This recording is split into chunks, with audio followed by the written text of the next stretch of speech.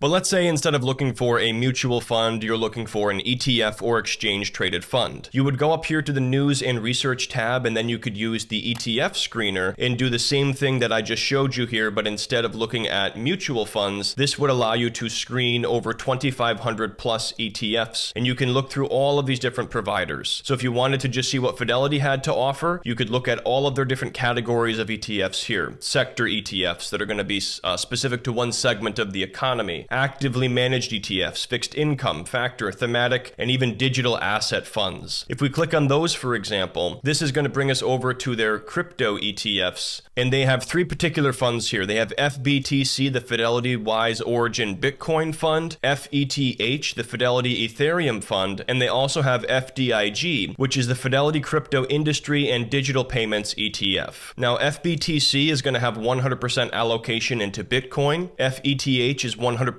allocation into Ethereum, and FDIG is going to own companies that have exposure to cryptocurrencies or digital payments, so that's not specifically owning cryptocurrencies themselves. So for example, if we click here on FBTC, just to get a general idea of what this ETF is about, we can see here there is 100% holdings in Bitcoin, so there's nothing else that this fund owns, and it also mentions their net expense ratio of 0.25%. That is a little bit higher than a lot of their other products, but this is their new and trendy ETF, so they are cashing in a little bit here and making their money. And as you can see, this has become quite popular with 10.52 billion in net assets being invested in this crypto ETF alone. So the ETF screener can be extremely useful if you're looking to find ETFs that you want to invest in,